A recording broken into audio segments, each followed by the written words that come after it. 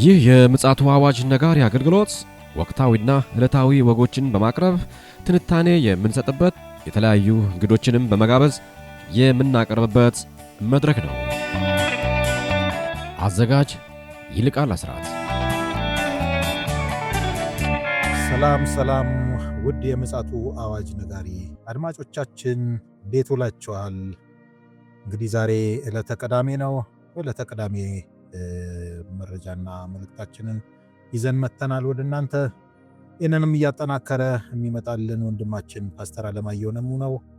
እግዚአብሔር አብስቶ ይባርከው። ያው እንግዲህ በየጊዜው በየቀኑ እየመገበን ነው። በመረጃውም በመንፈሳዊውም ዘርፍ እየመገበን ይገኛል። ዛሬም እንደተለመደው ይህንኑ ወቅታዊ ዓለማችንን ክስተት በተመለከተ መረጃም ሊያስታጥቀን እንዲሁም ደግሞ የጥንቃቄ መልእክቶችንም ጭምር ሊያካፍለን ተገናኝተናል። ከሱ ጋር መልካም ጊዜ እንደሚኖረን ተስፋ እናደርጋለን።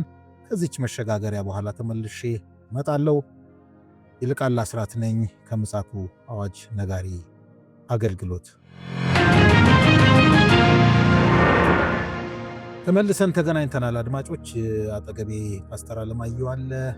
የዓለማችን ወቅታዊ ጉዳይ ደግሞ ሊያካፍለን ተገናኝተናል። በቅድሚያ ሰላምታ አቀርብለታለሁ። ሰላም ላንተ ይሁን ፓስተር። እንደምን አለ ወንድም ይልቃል? እግዚአብሔር የተመሰገነ ይሁን። ትናንትና ያው መረጃዎች በስፋት አዳርሰናል። ቀጥታም ስርጭት ነበረን። ጥሩ ጊዜ ነበረ ብዬ አምናለሁ። እስኪ ደግሞ የዛሬውን መረጃ ደግሞ እስኪ ያካፍለን። እንግዲህ የዓለማችን ሁኔታ እንደምታውቀው በየጊዜው ተለዋዋጭነት ያለው ነው እና በእስራኤልና በኢራን መካከል ያለው ጦርነት እኛ ቆሟል ብለን ብዙ ሰው የሚያስበው ነገር ግን ከዚህ በኋላ የሚመጣው እንደሚብስ የሚያሳይ ምልክቶች እየታዩ ነው ያሉትና እነዚህ ምልክቶች ምናልባትም ሌላ መዘዝ ይዘው እንዳይመጡ አስፈርተዋል። ይህንን ያልኩበት ምክንያት ምንድነው? አሁን በኢራንና በእስራኤል መካከል የቃላት ጦርነቱ አሁንም አልቆመም፣ ተጧጥፏል።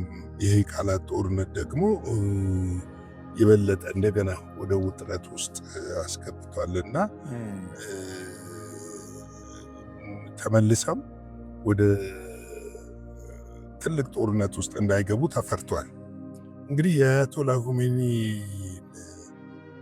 አለመገደል እስራኤል የቆጫት ይመስላል ነው። የእስራኤሉ መከላከያ ሚኒስትር እስራኤል ካት አያቶላውን መግደል እንችል ነበር፣ ከአሜሪካም ይሁንታ አግኝተን ነበር፣ ነገር ግን የሆነ ዋሻ ውስጥ ተደብቀው ሊያመልጡ ችለዋል። በሚቀጥለው ግን እንደማያመልጡ ሊያውቁት ይገባል የሚል ነገር አንስተዋል። በተለይም ደግሞ ይህ ነገር ምንድነው? ብዙ የፖለቲካ ተንታኞች አያቶላውን መግደል የበለጠ ቀጠናውን በተለይ የሺዓት ሙስሊም ተከታይ የሆኑ የሰውየውን አይዲዮሎጂ የሚከተሉ በጣም በሚድል ኢስት በብዙ ሚሊዮን የሚቆጠሩ ሺዓቶች ስላሉ ይሄ ዓለምን ወደ መስቀልቅል ይከታል፣ ሰውየውን መግደል አዋጪ አይደለም የሚሉ አካላትም እንዳሉ ተመልክተናል። እንግዲህ ሰውየው አለመሞታቸው ብቻ ሳይሆን በጣም የሚያስገርመው ደግሞ ማንም የማያውቀው ዋሻ ውስጥ መደበቃቸው። መግደል ፈልገው ነበረ፣ መግደል ግን አልቻሉ። ሰውየው ግን ከተደበቁበት ሆነ ጦርነቱን ይመሩት እንደነበረ ኦፊሻሊ ታይቷል። ነገር ግን አሁንም የዚህ የመከላከያ ሚኒስትሩ ፉከራ ወይም ዛቻ ሰውየውን ለመግደል አሁንም ፍላጎት እንዳለ የሚያመለክት ነው። እንግዲህ አሁን ላይ ደግሞ በጣም ከዚህ ጋር ተያይዞ ምንድነው ኢራን ኒኩለር አምርታለሁ በማለት እንደገና ለማምረት እንቅስቃሴ መጀመሯ ነው።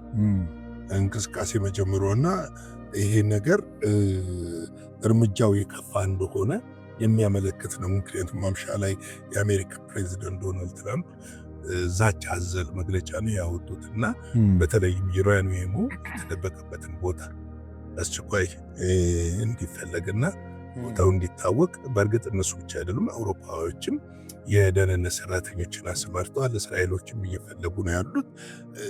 እንደውም ብዙዎቹ የት ነው የገባው የሚል ጥያቄዎችን አስነስቷል። ምንድነው ደግመን እንመታታለን ነው ያሉት። ደግመን እንመታለን ያሉት ዶናልድ ትራምፕ ይህንን ያሉበት ብዙ ምክንያት አላቸው። አይተህ ከሆነ ሁለት የሚዲያ ጣቢያዎችንም ለመክሰስ ሲኤንኤን እና ኒውዮርክ ኒውስን ጋዜጠኞችን ይህንን የዘገቡትን ቦታው በትክክል አልተመታም የሚለውን የዘገቡትን ለመክሰስ ጠበቃዎችን ወደ ፍርድ ቤት ወስደዋል።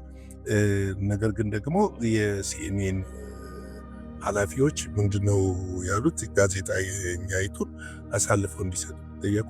አሳልፈን አንሰጥም፣ ከጋዜጠኞቹ ጎንነን፣ ስራውን የሰራችው ባገኘችው መረጃ ዘግባለች፣ የተዘገበው ደግሞ ትክክል ነው ብለን እናምንበታለን ብለው ነው የመለሱት። ኒውዮርክ ኒውስም እንደዛ ነው ያለው እና ይህ ነገር ዶናልድ ትራምፕን በጣም ያስናደዳቸውና ያስቆጣቸው ነው።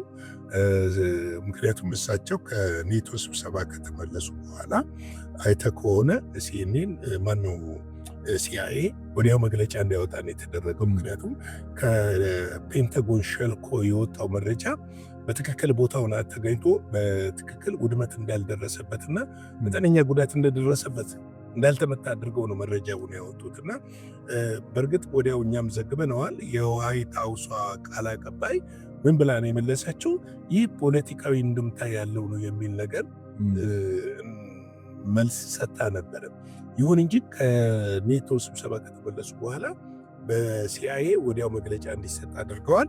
ይሄ ብቻ ሳይሆን አሁን ያናደዳቸውና በጣም ያበሳጫቸው ነገር ከሳቸው መግለጫ በፊት አያቶላ ኹሜኒ መግለጫ ሲሰጡ ንግግር ሲያደርጉ ትናንት አንድ ያልጠቀስነው ለአሜሪካ ከፍተኛ ማስጠንቀቂያ ሰጥተዋል። በጥፊ መተናታል። እሱ ብቻ በጥፊ መተናታል ብቻ ሳይሆን ከዚህ በኋላ አሜሪካ አንድ እርምጃ በእኛ ላይ የምትወስድ ከሆነ ቀጠናው ላይ ያሉትን የጦር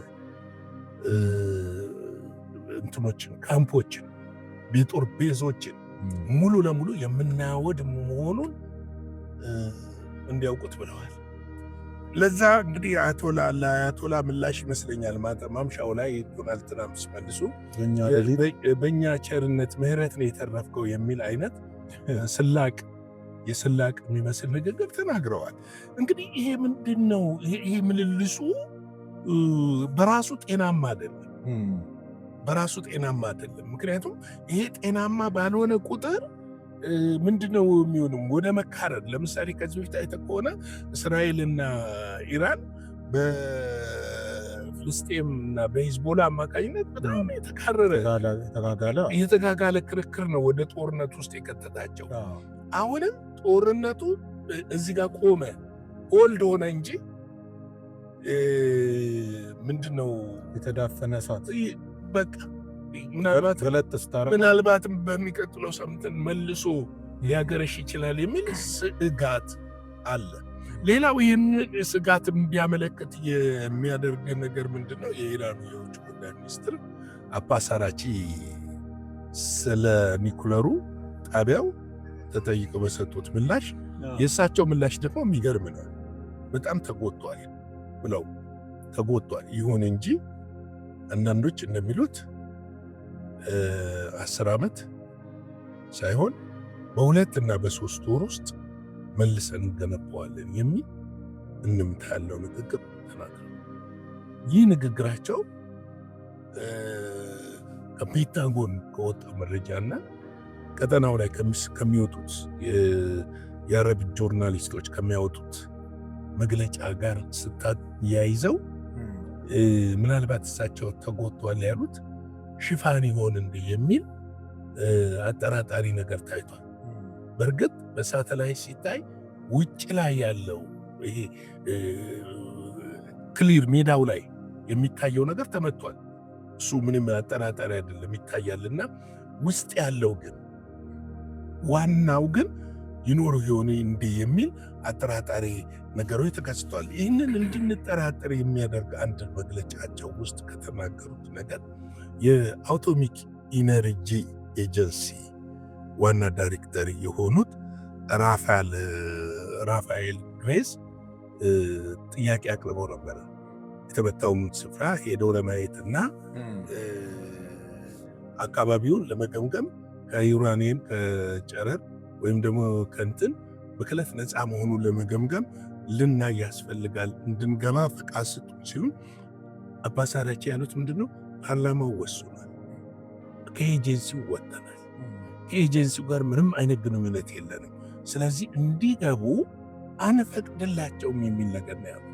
እንዲገቡ አንፈቅድላቸውም፣ መቼም አይሆንም የሚል ነገር ምክንያት አንስቷል። አንዱም የአሜሪካው ፕሬዚደንት ምሽት ላይ መግለጫ እንዲያወጡ ካስገደዳቸው ነገሮች አንዱ ይሄ ነው። ሁለተኛ ነገር ይሄ ማለት ደግሞ ምንድነው? ጦርነቱ እንደሚቀጥል አመላካች ነገር ነው። አላስፈትሽም ስትል አሁን ዩራኒየሙ የት እንዳለ አይታወቅም። ወይ ቦምብ ተሰርቶበት ሊሆን ይችላል፣ ወይ ወጥቶ ሊሆን ይችላል ከአገር፣ ወይ እዛው እንደተባለው ቦታው ሳይመታ ቀርቶ እዛው ሊሆን ይችላል። ነገር ግን አባሳራቺ ቀደም ብለው የአቶሚክ ኢነርጂ ኤጀንሲው ላቀረበላቸው ጥያቄ ቀደም ብለው ሲመልሱ ጦርነቱ ከመጀመሩ ከ2 ቀን በፊት እንደነበረ አቶሚክ ኢነርጂው አይቷል። ግን ጦርነቱ ከተጀመረ በኋላ ሳይሆን ከዛ በኋላ እንደወጣ ነው። ሴፍ የሆነ ቦታ ላይ ያስቀምጠነዋል፣ ደህንነት የሆነ ቦታ ላይ ያስቀምጠነዋል። እና የጦርነቱ መንስኤ እኮ አንዱ ዩራኒየሙ ነው። መንስኤው እሱ ነው። እና እሱ እስካልተወገደ ድረስ ደግሞ ጦርነቱ በምን አይነት ሁኔታ ይሆናል የሚለው ሌላው እንግዲህ ከመንፈሳዊ እድምታ አንጻር ስናየው የጎግ ማጎግ ጦርነት አይቀሬ ነው፣ ግን የጊዜ ጉዳይ ነው። ጊዜው አሁን ነው ወይ ይቀጥላል ወይ ወደፊት ነው ወይ የሚለው ነገር ይሄ ነው። ሌላው ደግሞ ምንድነው? እስራኤል አሁን ላይ መቅደሱን ለማስራት የሚያስችል ሰፊ ስፔስ አላት። አሁን ላይ መቅደሱ መሰራቱ አይቀርም። ባለፈውም ዶናልድ ትራምፕ ሲናገሩ ነበረ፣ ጀስት ቢውልድ ይደረጋል ነው ያሉት። መቅደሱ ይሰራል። ምክንያቱም የክርስቶስ ምጽአት ስታስብ ከክርስቶስ ምጽአት በፊት የሚሆን ምጽአት ሌላ የሚመጣ ነገር ስላለ ለዛ መሰራቱ አይቀሬ ሆኗል። እንግዲህ ይህንን ነገር በእንደዚህ ሁኔታ እያለ ጦርነቱን ሌላ ደግሞ የሚያጋግል ነገር ወይም ወደፊት ያስነሳል ተብሎ የሚታወቅ 700 አይሁዳውያን የሞሳድ ኤጀንት ናችሁ በማለት ኢራን አስራለች። አንዳንዶቹ እንደውም በተለይም እስራኤል ጋር ግንኙነት አላቸው የተባሉ ወዴት እንደተወሰዱ ሁሉ አይታወቅም። ስለዚህ በጅምላ የማሰርና የማፈስ ነገር በእስራኤል ውስጥ በኢራን ውስጥ ተጀምሯል።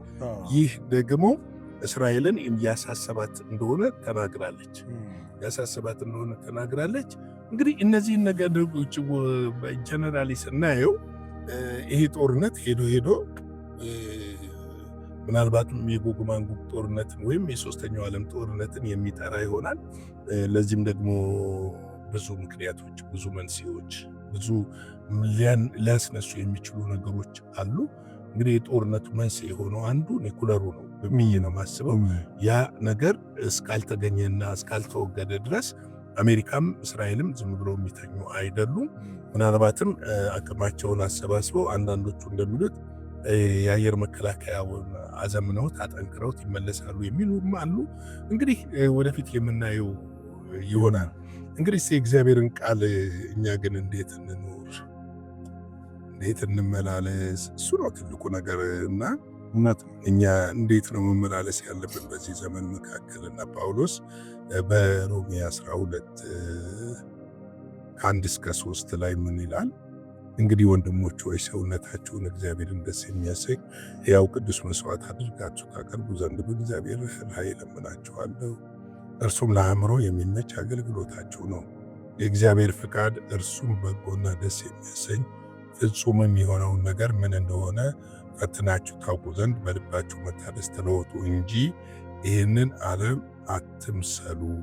እግዚአብሔር ለእያንዳንዱ የእምነትን መጠን እንዲያካፍለው እንደ ባለ አእምሮ እንዲያስብ እንጂ ማሰብ ከሚገባው አልፎ በትዕቢት እንዳያስብ፣ በመካከላችሁ ላለው ለእያንዳንዱ በተሰጠኝ ጸጋ እናገራለሁ ይላል። እንግዲህ እንዴት መኖር እንዳለብን ነው ጳውሎስ የሚነግረን። አንደኛው ሕያውና ቅዱስ መስዋዕት አድርገን ራሳችንን ለእግዚአብሔር ማቅረብ እንዳለብን ነው አንዱ ክርስትና። እንግዲህ ከዳን በኋላ በክርስቶስ ኢየሱስ ካመነ በኋላ ዳግም ከተወለድን በኋላ በዚህ አካላችን ላይ ኃጢአት እንዳይነግስ፣ የእግዚአብሔር ጽድቅ እንዲነግስ፣ የእግዚአብሔር በጎነት እንዲነግስ፣ እግዚአብሔር እንዲታይ ከፈለግን ራሳችንን ለእግዚአብሔር አሳልፈን መስጠት አለብን። አቅርቡ ሲል የሚቀድሰው እሱ ነው፣ ያጸደቀን እሱ ነው፣ እሱ ደግሞ ይቀድሰዋልና ለእርሱ ግን እኛ ልናቀርብ ያስፈልጋል። ይሄ ፍቃዳችንን ይጠይቃል። ይህ ፍቃዳችንን ይጠይቃል። የራሳችንን ፍቃድ ይጠይቃል። በራሳችን ፍቃድ ልናቀርብ ያስፈልጋል። ሁለተኛው የሚነግረን ነገር ምንድነው? አገልግሎታችን ለአእምሮ የሚመች ማለት ማመቻመች ማለት አይደለም። ለአእምሮ የሚመች ማለት ምንድነው? ከምንናገረው ከእግዚአብሔር ቃል ጋር የተገለጠ ሕይወት ሊኖረን ያስፈልጋል። ከምንናገረው ከእግዚአብሔር ቃል ሰዎችን ሊማርክ የሚችል ሕይወት ነው። ለምሳሌ አትስረቅ ብለህ አንተ የምትሰርቅ ከሆነ ሕይወትህ ለአእምሮ አገልግሎት ለአእምሮ የሚመች አይደለም። ሰው የሚያየው የኔጋቲቭን ፓርት ነው። የምትናገረው ፖዘቲቭን ፓርት አይደለም የሚያየው። ፖዘቲቭን ፓርት ልታሳየው የምትችለው አንተ ራስህ ፖዘቲቭ የሆነ ሕይወት ይዘህ ነው። እንግዲህ የሰዎችን ሕሊና ወደ ጽድቅ ሊጠራ የሚችል አገልግሎት መሆን አለበት ለማለት ፈልጎ ነው ጳውሎስ። ለአእምሮ የሚመች አገልግሎት ማለት እንደውም አንዳንዶቹ በጣም ይቅርታ ሶሪ አዝናለሁ ይህን በመናገሬ፣ ለአእምሮ የሚመች ማለት ሰዎች እንደፈለጉ እንዲሆኑ የተፈቀደ አድርገው ወይም ደግሞ ለእኔ እኮ ለነሱ ብዬ እኔ ለሰው ብዬ አልጠጣም ለነሱ ብዬ ነው ይህን የማደርገው የሚባል ነገር የለም። ግን አገልግሎታችን ለአእምሮ የሚመች ማለት ምንድነው? ሰው ህሊና አለ፣ ገብቶሃል? ህሊናችን ደግሞ ይመዝናል። ህሊና እኮ ሁልጊዜ ትክክል ያልሆነውና ትክክል የሆነውን ያውቃል። ገብቶሃል? አንድ ነገር ትክክል እንዳልሆነ እያወቅ እያደረክ የምትሄደው የህሊናህን ጩኸት ጥሰህ ነው የምትሄደው። ያንን ነው እንዳናደርግ የሚፈልገው። የሰዎች አእምሮና ህሊና ይመዝናል። ስለሚመዝን አገልግሎትህ ለእነሱ የተመቸ ይሁን ማለት ምን ማለት ነው? የምትነግራቸውና የምትኖረው ህይወት ተመሳሳይ መሆን እንዳለበት ያመለክታል። ሶስተኛው እግዚአብሔር ፍቃድ ምን እንደሆነ እንድናውቅ ይህን ጳውሎስ ኤፌሶን ላይ ይናገራል። በጎ ነው፣ ደስ የሚያሰኝ ፍጹም የሆነውን ነገር ምን እንደሆነ ፈትናችሁ ታውቁ ዘንድ በልባችሁ መታደስ ምን አድርጉ፣ ተለወጡ። ፍቃዱን ማወቅ ያስፈልገናል። የማንም ፍቃድ? የእግዚአብሔርን ፍቃድ። ምንድነው በእኔ ላይ ያለው ዓላማ? ምንድነው ፍቃዱ? እግዚአብሔር ምን እንደሆነለት ነው የሚፈልገው? ምን እንድሰራለን? ለምንድነው ድኜ በዚህ ምድር ላይ ያስቀመጠኝ? ምን እንድሰራ ይፈልጋል እግዚአብሔር? የእግዚአብሔርን ፍቃድ ማወቅ ነገሮችን በሙሉ ይፈታል። ገብቶሃል? የእግዚአብሔርን ፍቃድ አወክ ማለት የምታደርገውን ነገር ታውቃለህ ማለት ነው። ሌላው እንግዲህ እዚህ ጋር የሚነግረን ምንድነው? መለወጥ እንዳለብን፣ በልባችን መታደስ እንዳለብን። ተለወጡ እንጂ ይህንን ዓለም ምን አታድርጉ፣ አትምሰሉ። አሁን የቤተ ክርስቲያን ችግር ቤተ ክርስቲያን ዓለም ውስጥ ስትሆን ብቻ ሳይሆን ዓለም ቤተ ክርስቲያን ውስጥ ገብቷል። ዓለም ቤተ ክርስቲያን ገብቷል።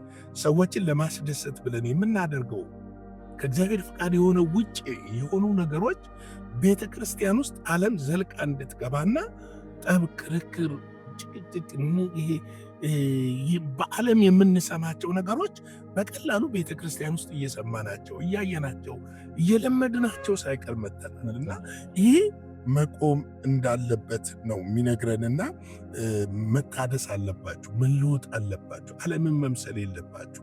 እኛ ልንመስል የተጠራ ነው ክርስቶስን ነው። እኛ ልንመስል የተጠራ ነው የእግዚአብሔር ልጅ ኢየሱስን ነው። እግዚአብሔር ይርዳን፣ ጸጋም ይስጠን። በእውነት ቀላል ነው እያልኩ አይደለም፣ ግን ልንታደስ ይገባል፣ ልንለወጥ ይገባል። አሁን የምንሸተው ጠረናችን፣ መዓዛችን ዓለም እየሆነ ነው። ስለዚህ ኢየሱስን መምሰል አለብን። ለሰው አሁን እያመቻቸን መሄድ የለብንም። እያመቻመቹ መሄድ ለምሳሌ እኔ እኮ ምን ላድርግ ኖ በቃ በፍቅር እውነትን በተቃውሞ አይደለም፣ በፍቅር እውነትን እየገለጸን ሰዎችን ሁሉ ልናድን ይገባል ብዬ አምናለሁ። እግዚአብሔር ሆይ እንድትረዳን እጠይቅሃለሁ። ጸጋ በእኛ ላይ ይሁን። አሜን። እግዚአብሔር የዘላለም አምላክ ዓለምን እንዳንመስል፣ ዓለም ከቤተ ክርስቲያን ውስጥ እንድትወጣ፣ ቤተ ክርስቲያን አንተ የጠራሃትን ቤተ ክርስቲያን ያንተን መልክ መያዝ እንድትችል በኢየሱስ ክርስቶስ ስም እንድትረዳን እጸልያለሁ። አገልጋዮችን፣ መሪዎችን፣ እግዚአብሔር የቤተ ክርስቲያን አስተዳዳሪዎችን ሁሉን በኢየሱስ ክርስቶስ ስም እንድታስባቸው እጸልያለሁ። እውነተኛ ምሳሌ ሆነው እንዲገለጡ ጌታ እግዚአብሔር አንተ እንደምትፈልገው ለትውልድ መዳን ምክንያት እንዲሆኑ፣ መትረፍ ምክንያት እንዲሆኑ፣ መለወጥ ምክንያት እንዲሆኑ በኢየሱስ ክርስቶስ ስም እንድትረዳን እጸልያለሁ። እንድታግዘን ጌታ እግዚአብሔር ሆይ ከዓለም ትርፍ የለምና፣ ከዓለም መልካም ነገር የለምና፣ ከዓለም በጎ ነገር የለምና አንተ እግዚአብሔር ሆይ ለደቀ መዛሙርት ስትጸልይላቸው ከዓለም አውጣቸው አልልህም፣ በዓለም ሳሉ ጠብቃቸው እንዳልክ በኢየሱስ ስም ወንድሞቼን፣ እህቶቼን፣ አገልጋዮችን ይህንን ሚዲያም የሚያዳምጡትን በዓለም ሳሉ እንድጠብቃቸው በክርስቶስ ኢየሱስ ስም እጠይቅሃለሁ። ሁሉ ለስምህ ክብር ይሁን። ስለምትረዳን ስለሚረዳን ጸጋህ እናመሰግናለን። አቅም ጉልበት ስለምትሆነን ክብር ላንተ ይሁን። ቀሪውን ጊዜ ባርክልን። ደግሞ እግዚአብሔር በ12 ሰዓት የሚኖረንን የቀጥታ ስርጭት ባርክልን። አንተ በዛም ደግሞ ለሕዝብህ ማስተላለፍ የሚገባንን አንተ ደስ የተሰኘበትን ያንተንም ፍቃድና ሐሳብ እንድናደርግ ጸጋ ይርዳል። ሁሉን ለአንተ ሰጠን። ባርክልን ቀኑን በኢየሱስ ክርስቶስ ጌታና ጻድቅ ስም አሜን። እንግዲህ ላይክ፣ ሰብስክራይብ አይረሳ። አገልግሎታችንን በጎፌ እንድሚም ስክሪኑ ላይ በምታዩትም አካውንቶች አገልግሎታችንን እንድትደግፉ፣ ፍቅራችሁን እንድትገልጹልን፣ ቸርነታችሁን እንድትገልጹ፣ ይህ አገልግሎት ደግሞ ለሁሉም ሰው እንዲደርስ አብራችሁን ከኛ ጋር ሆናችሁ እንድታገለግሉ ሁሌም እንደምንለው አብረን ነው የእግዚአብሔርን ወንጌል የምንሰራውና እንድሰሩ አብረን እንድናገለግል በኢየሱስ ክርስቶስ ስም ጠይቃችኋለሁ። ሻለው። ጌታ ኢየሱስ አብስቶ ይባርክ። ፓስተር፣ በጣም ወሳኝ የሆነ መልእክት ነው ያስተላለፍከው። በተለይም ደግሞ በምዕራቡ ዓለምና በአፍሪካ የምናያቸው ልምምዶች ቀስ በቀስ ወደዚህ ምድር እየመጡ ነውና በተለይ ደግሞ የከፉቱ ደግሞ ወደዚህ ደግሞ ሰርገው እንዳይገቡ በእውነት በጣም አጥብቀን ልናስብበትና ልንጸልይበት ሕዝባችንንም ልናነቃበት የሚገባ ጉዳይ ነው ብዬ በግሌ አምናለሁ። እንግዲህ ወገኖች እንደሰማችሁት ነው ዓለማችንን ወቅታዊ ገጽታ ይህንን ይመስላል። ፓስተር እንግዲህ የጊዜውን የቀኑን መልእክት አካፍሎናል። በኋላ ላይ ቀጥታ ስርጭት አለን። እንግዲህ ፓስተርና ብስራት ይገባል ብዬ ተስፋ አረጋለሁ። ስለዚህ እንድትጠብቁን፣ በጣም ደግሞ ያ ደግሞ በጣም ሲሪየስ የሆነ ቶፒክ ስለሆነ ተዘጋጅተን እንድንጠብቅ አሳስባለሁ። እስከዚያው ድረስ የእግዚአብሔር ምሕረት ቸርነት አብሮን እንዲሆን እመኛለሁ። ይልቃል አስራትና ፓስተር አለማየሁ በጋራ በመሆን ይህን ፕሮግራም አዘጋጅተናል። መልካም ጊዜ እንዲሆንላችሁ እመኛለሁ። ሻሎም። አዘጋጅና አቅራቢ ይልቃል አስራት ነበር። ለዛሬ ያዘጋጅንላችሁ ይህንን ይመስላል። በሌላ ጊዜ በሌላ ርዕሰ ጉዳይ እንገናኛለን። የምፅዓቱ አዋጅ ነጋሪ አገልግሎት። መልካም